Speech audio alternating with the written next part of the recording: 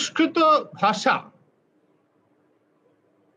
সংস্কৃত ভাষাকে প্রধান কথ্য ভাষা হিসেবে জনগণনার সময় নথিভুক্ত করানোর আহ্বান জানানো হচ্ছে।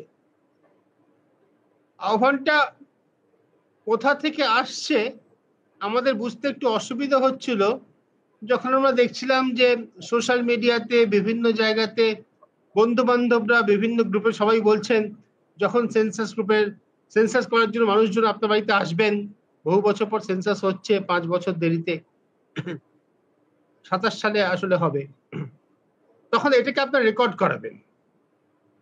হঠাৎ করে কেন আমাদের ভাবতে অসুবিধা হচ্ছিল। এই অসুবিধাটা ঘুচিয়ে দিলেন রাষ্ট্রীয় স্বয়ংসেবক সংঘের প্রধান সরসংঘ চালক, যাকে তারা বলেন মোহন ভাগবত।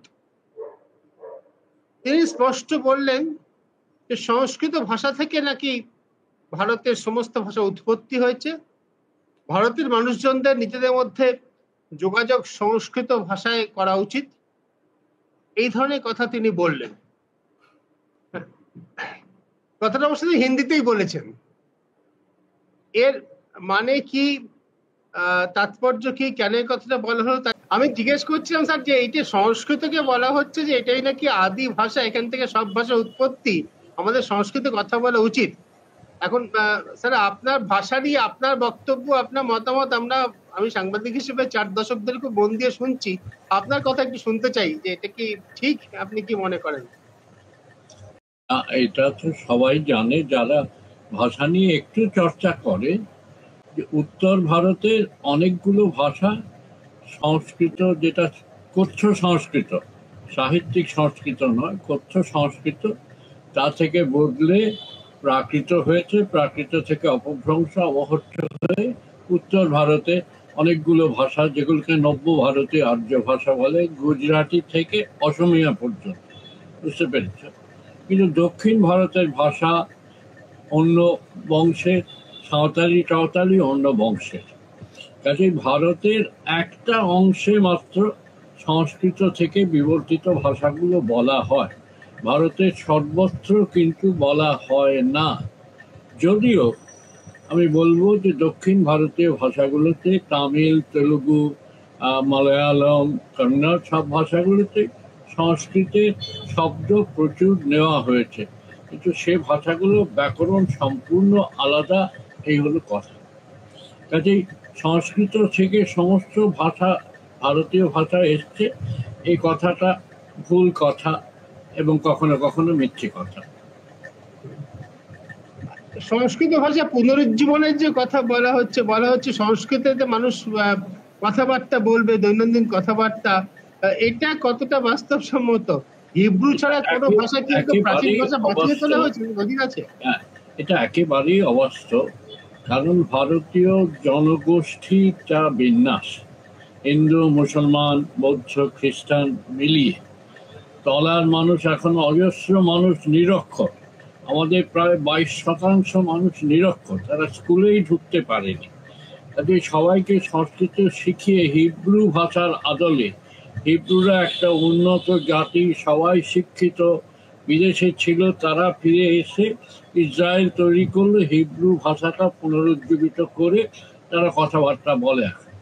কিন্তু সংস্কৃত ভাষার আদলে বহুভাষিক ভারতে, এটা হিব্রুরা একটা মোটামুটি সংহত জনগোষ্ঠী, কিন্তু বহুভাষিক ভারতের সমস্ত মানুষকে সংস্কৃত বলতে শিখিয়ে সেটাকে পুনরুজ্জীবিত করার পরিকল্পনা, যেখানে শিক্ষার বাজেট কমানো হচ্ছে, শিক্ষা ব্যবস্থা বিপর্যস্ত, সেখানে একটা অবাস্তব এবং উন্মাদের পরিকল্পনা বলে আমার মনে হয়।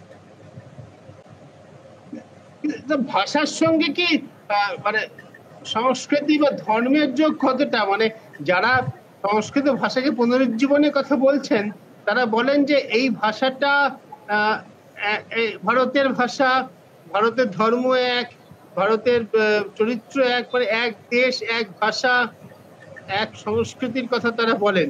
এই প্রসঙ্গে আপনার মতামত একটু শুনতে চাই।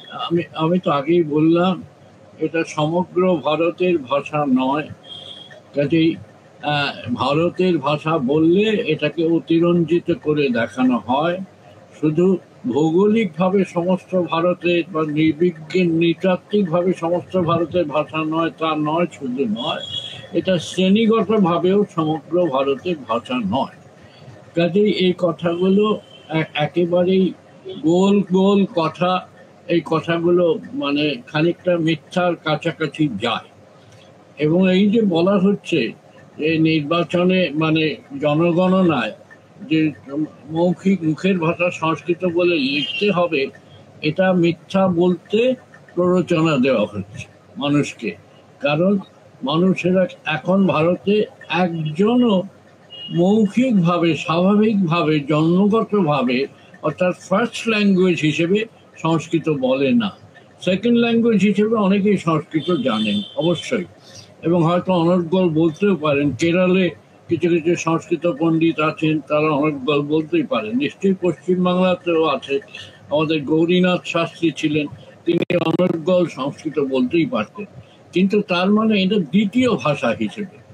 আমি বলতে চাই যে জনগণনায় প্রথম ভাষা হিসেবে সংস্কৃত কারুর ভাষা হতে পারে না। যদি সেটা লিখতে বলা হয় তাহলে তাকে মিথ্যাচার করতে বলা হবে রাষ্ট্রীয়ভাবে। একটা কথা জিজ্ঞাসা করছি যে সংস্কৃত মানে যেভাবে আমরা ছোটবেলায় সংস্কৃত পড়েছি, আমাদের সময় ক্লাস 10 অব্দি সংস্কৃত পড়তে হতো, পরীক্ষা দিতে হতো। আমি পরীক্ষা অনেক বেশি নম্বর পেয়ে গেছিলাম, কিন্তু যারা দেখেছিলাম তখন কোন ক্রমে পাস করতো, তারা এখন সংস্কৃতের পক্ষে হোয়াটসঅ্যাপে খুব প্রচার করছে। একটা কথা স্যার আমার জানতে ইচ্ছা করে, সংস্কৃত যেভাবে আমরা পড়েছি মানে ব্যাকরণ কৌমুদী পড়ে সংস্কৃত শেখা, সেই সংস্কৃত ভারতের কোন সময় কথ্য ভাষা ছিল, কোন সময় মানুষ সেই ভাষায় কথা বলতো? যে সংস্কৃত আমরা পরীক্ষা দিয়েছিলাম আজ থেকে 40 বছর আগে। এটা বইয়েতে আছে, কিন্তু এগুলো নিখুঁত কিনা আমি বলতে পারবো না। ধরো এই যেটাকে সংস্কৃত বলে সেটা হচ্ছে প্রাচীন ভারতীয় আর্যের একটা অংশ। প্রাচীন ভারতীয় আর্যের একটা কথ্য রূপ ছিল, বেদের ভাষায় তার খানিকটা প্রমাণ আছে। এটা বলা হতো, ধরে নাও যে খ্রিস্টপূর্ব ৫৫ থেকে খ্রিস্টপূর্ব ৬ষ্ঠ পর্যন্ত এইরকম একটা 1000 বছরের মতো হয়তো মুখে বলা হতো কখনো সংস্কৃত। তারপরে আস্তে আস্তে সেটাকে একটা লিখিত রূপ হয় এবং মুখের ভাষাটা বদলে যেতে থাকে। খ্রিস্টপূর্ব ৬ষ্ঠ শতাব্দী থেকে মুখের ভাষাটা বদলে যেতে থাকে। যে অর্থে মানে তাহলে কোন সংস্কৃত পুনরুজ্জীবনের কথা বলা যেতে পারে? মানে যদি সারা দেশের কোনো সময় ভাষা না থাকে, কোন কোন ভাষার পুনরুজ্জীবনের কথা এখন বলা যেতে পারে? আমি জানি না।